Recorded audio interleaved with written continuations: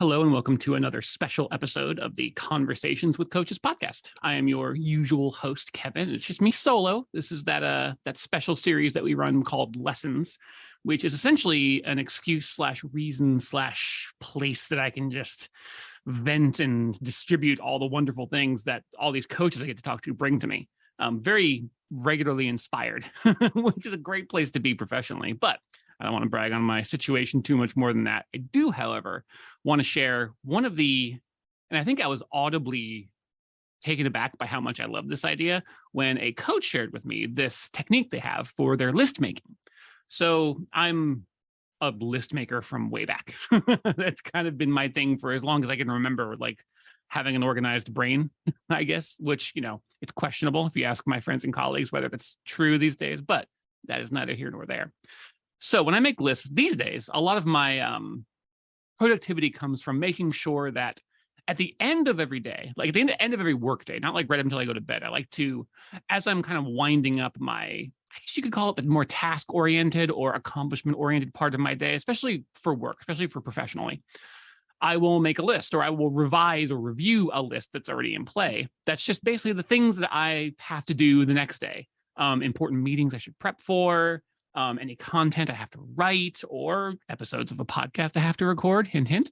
I just basically lay that out so that all the things that need to be tackled tomorrow or with priority are towards the top of the list or are prominent on that list. And there's still a list of things that are for, the rest of the week. I'll do the same thing on like a Sunday afternoon or evening, just to kind of like get my brain in the right place and to get all of the things that my brain needs to accomplish in the right place so that when I step into my day, the next morning, it's all kind of there for me.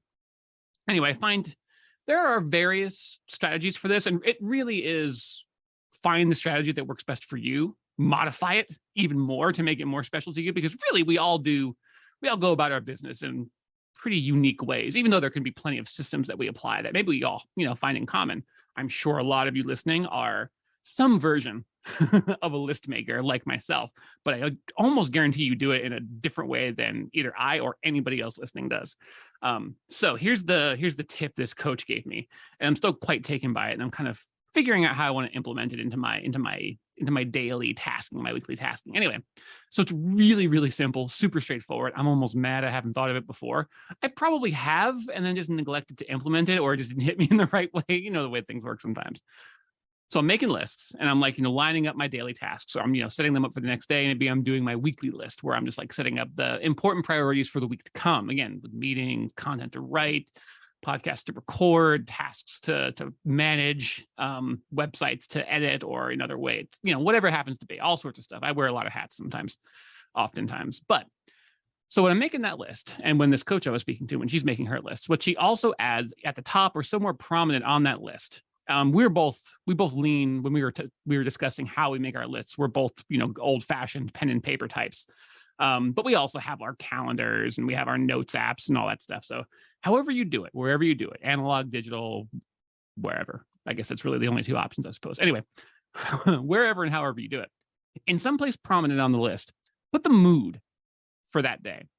Or like a single word that sort of encapsulates the nature of that day, the way that you intend that day to feel, or the quality that you want that day to have.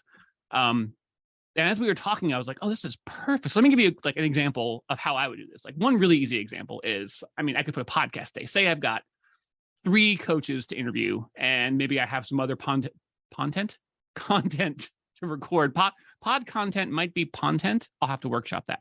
But maybe I'll just be in a very extroverted day. I have a lot of people to talk to, both to lead an interview. Maybe I'm being interviewed myself. Maybe I have some team meetings, some internal meetings where there's going to be a lot of interaction.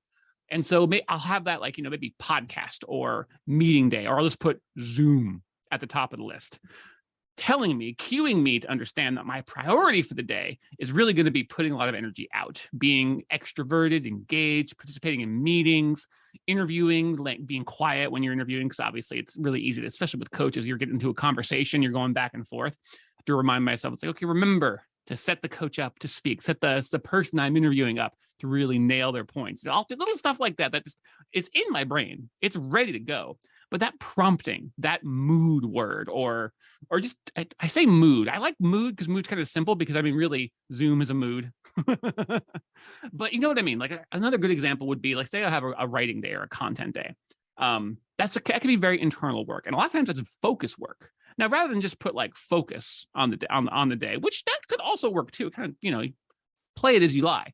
But I'm thinking about the ways in which I have to orient my brain, my creativity, in order to like write really good emails for different clients, for myself, for Boxer. Because not only do you have to lock into that particular creative mindset that produces written content, that produces good written content, but you also have to do it for certain people. Like I routinely have to write in different voices, different tones for different companies. Sometimes more for a brand, sometimes for an individual who I know and who I write emails for, who also represents their brand. There are layers to it. It's kind of I was going to say it's a lot of work. It's a lot of work. I should say, maybe more accurately, it's definitely a particular kind of challenging work that I've been very fortunate to get a lot of practice on. And so I've gotten better at it, but I'm really finding that orienting my day around a particular kind of mood and calling that out as I'm making my to-do list for the following day, putting it on the list, picking a word that resonates with me. It's like, this is the word of tomorrow, energy, Zoom, voice, whatever it happens to be. I'm still, like I said, I'm still workshopping how it works, but setting a mood as well as setting a to-do list, I'm kind of really liking it. I'm kind of calling it, there's a particular productivity methodology just called daily weekly tasks. I think it goes by different names elsewhere, but I've kind of taken to calling it from my current version, I guess 1.0 of this new type, daily, weekly, mood, like daily/weekly/mood. I'm gonna play with it a little bit, but anyway, I want to share that with you because I feel it's very appropriate. I feel like we don't often remember to be as intentional about the states of being we want to be in for a day as we are with the tasks we have to accomplish. And I like the way that tripped me. I was like, ooh, you know what? There's a place where the light, I don't shine the light often enough there. I'm not putting enough intention in that place where I'm not setting the mood. I'm not setting the mood. This isn't romance, but I'm not setting the mood as often or as intentionally as I could be and maybe should be. So anyway, wanted to share that with you. As you can tell, I'm kind of excited about it. Still in the playing around with it mode, but I think it already has. I think it's gonna continue to positively affect my workflow and just my overall health and well-being. I say workflow, it's more than that. It's my overall health and well-being, which of course includes my workflow and my general mood. Anyway, I will stop saying the word mood and I'll talk to you again soon.